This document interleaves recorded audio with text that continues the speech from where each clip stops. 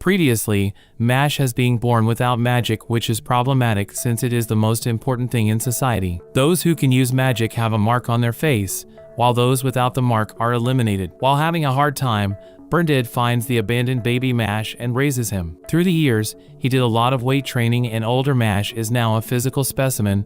One day the magic police catch wind of his existence and attack him and his dad, but he manages to defeat them without magic, which surprises everyone. The leader of the unit named Brad promises that they will continue to hunt him down, but he proposes that if Mash becomes the best student in magic school, he will not report him as it would mean that society has accepted him. The story continues at the academy, which is said to be a historic and prestigious school that produces people that are known to be pillars of the magic realm. The prospective students gather at one of the open fields for the notoriously difficult entrance examination. Less than 3% of applicants get admitted, meaning only those with superior magical power are allowed to grace the school halls. Mash stands there with no magical power, looking to make a splash.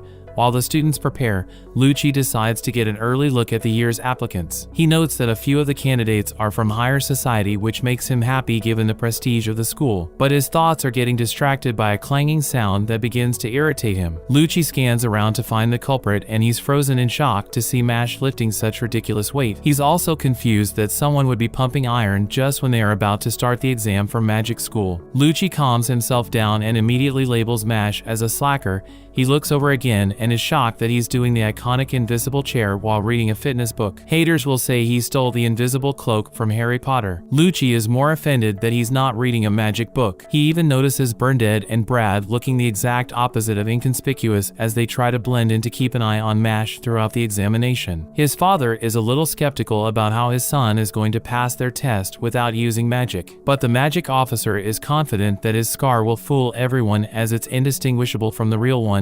All Mash has to do is pass the tests. Lucci does not think much of it, but he doesn't expect him to go further. Lucci's voice is projected across the area welcoming everyone while Mash eats his cream puffs, wondering what kind of test he's going to have to do. He appears stylishly with a burst of flames which impresses everyone.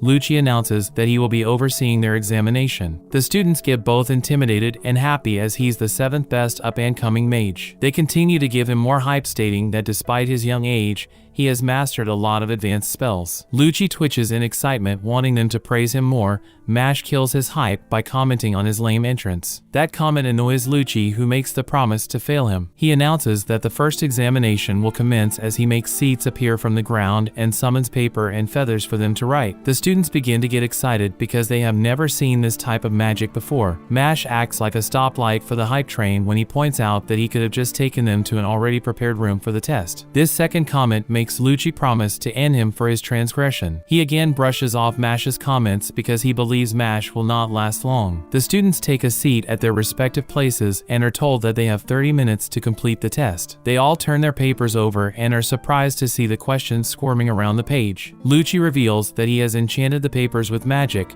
so to pass the exam they must dispel the enchantment and line up the questions. Bernadette is not confident his son can pull this one off. Even Brad starts to second guess his proposition. Meanwhile, Mash kindly asks the letters to stop moving across the page, but nothing happens, so he snaps his pen in frustration on his second time asking. The words get intimidated and quickly arrange themselves. His people can't believe what they are seeing.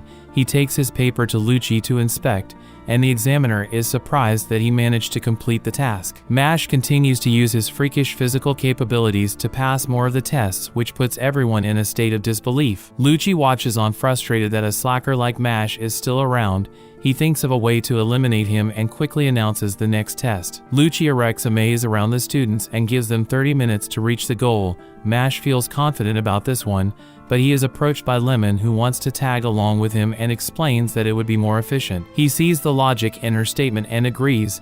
As they navigate, she falls into the majority of the traps, which makes him think twice about teaming up with a useless Lemon. While his guard is down, she apprehends him with a handcuff spell and reveals that she has been deceiving him. Her true aim is to keep him away from the goal. She is shocked to see him casually break the cuffs and leave because he also has his reasons why he must reach the goal. As she plans her next move, a giant monster asks her a riddle, but she's unable to answer because she's so terrified. She tries to attack with her wand, but the Egyptian monster knocks it out of her hand and counters when her time is up. However, Mash comes to the rescue and knocks it out with a clean punch. She's baffled as to why he came back to save someone who just tried to hinder him.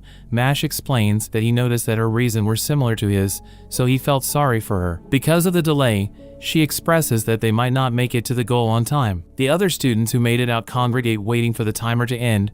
Lucci is confident that Mash will not make it given the time remaining. His face changes when they hear loud thuds approaching them, and everyone's jaw drops when they see that Mash has created a shortcut by knocking the walls down. The examiner is especially surprised because the walls are 1 meter thick and impervious to all magic. Headmaster Wahlberg watches the commotion from his office and he is intrigued by Mash. The students begin to question the legitimacy of how the two completed the maze, and this leads to them chanting that the duo should be sent home. Mash takes all their criticism head on, but it makes him a little sad, so Lemon shouts for them to stop. She tells them it was her fault, and this prompts Lucci to tell her to shut up and threatens her for good measure. Lemon doesn't heed his warning and continues to confess that Lucci promised her a place at the school if she stopped Mash from getting to the goal. She took the offer because her family is poor, so she wanted to be accepted into the school to open opportunities to remove them from that condition. She embellished her encounter with Mash a little, stating that he asked for her hand in marriage, but the guy calmly corrects her. Lucci admits to his actions and even confirms that he doesn't like Mash. The examiner begins to talk down on them and releases magic energy as he asks if they want to challenge his decision. Mash dashes over to him and snaps his wand as he tells the professor that he's gone too far. The rest of the students can't believe what he has just done.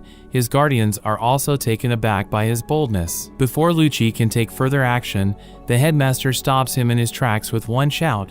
While he floats above them, he announces the final interviews will now commence. From this point, Headmaster Wahlberg claims he's taking charge of the examination. He asks Lucci to come to see him at his office when the selection process has finished. He selects Mash as the one to be interviewed, and he appears in a dark room surrounded by officials. They exchange greetings and Mash expresses his gratitude to be allowed into the HQ. They ask him a series of questions and the others are not impressed with his answers, but the headmaster is intrigued by them. He wants to know why he decided to save the girl with the knowledge that he would not have enough time to complete the maze. He simply lets the old-timer know that he feels like he would have regretted it if he didn't do it. The headmaster is amused with that answer and concludes that he must be the type who acts before thinking. Mash never considered that the Sphinx might be stronger, nor did the idea of not being able to break the walls cross his mind. Mash believes that it had to be done even if it was considered. Wahlberg attributes his words to Mash as not understanding the ways of the world yet. Beta Dumbledore explains that many creatures exist in the world that are stronger than him. He wonders if he could keep the same logic and take the same course of action when he's faced with something that overwhelmingly outpowers him. As the headmaster makes this statement, he uses himself as an example and releases a sinister aura before casting an ominous-looking spell. Even the teachers are terrified by the magical power. The spell begins to activate as the monster cranks down a pointed blade tip towards a doll. Mash calmly wants to know what stands before him. Wahlberg explains that it is an ancient spell that transfers the soul of the target's most cherished people into the doll. Burndead suddenly faints to the floor as his soul is transferred. If the knife were to stab into the soul-filled doll, that cherished person will never return to their body. Mash begins to punch the blade trying to stop it, but it doesn't move and it causes great damage to his hand. The teachers watch in shock as Mash lodges his hands between the blade and the doll, which halts it. Even the headmaster is a little surprised by his actions. The young man states that Wahlberg can't maintain his spell forever, so he has turned this into an endurance contest. The headmaster believes depending on the person, power can be used to harm or help. This is why he emphasizes protecting the weak and regulating the strong, also known as noblesse oblige. From his observation, Wahlberg feels like Mash is a human that possesses that capacity. He deactivates the spell and apologizes as the place is lit up with candles. The old wizard reveals that he was testing him. He has no sinister intention of that nature. Mash accepts his apologies and answers his question of if he was to face the headmaster.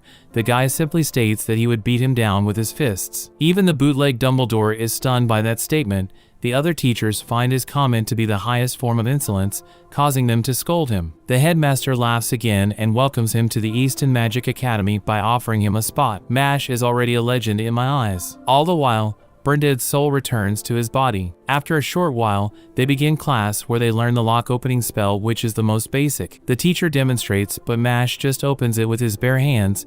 The tutor gets irate that he used brute force to break the lock, which did not open it. she reminds him that he's here to learn magic. She is shocked when Mash explains that he's not good with magic. Finn sits next to him and already sees Mash as a troublemaker and knows to keep his distance. Meanwhile, a group of seniors peek into the class with a sinister look as they smile. Later on, Finn looks for his dorm hoping that he's not staying together with Mash. He reaches his place of stay and is surprised that there is no door. He turns and sees he is rooming with Mash, who is holding the door. This is not his ideal situation. The two introduce themselves and Mash just warns him that he might cause trouble because he doesn't understand how things work yet. He changes into his workout gear and begins to introduce his muscles, which Finn finds strange. Now that the ice is broken, he asks how to become the Divine Visionary. Finn explains that one has to collect gold coins by excelling in tests, coursework, extracurricular activities, and school life. Silver and bronze are awarded for lesser performances. No matter how many gold coins one collects, if grades are not kept up each semester, one will be suspended. After hearing this, Mash holds his head in despair, but he snaps out of the mindset quickly and offers Finn a cream puff to cement their friendship. That brings the episode to an end.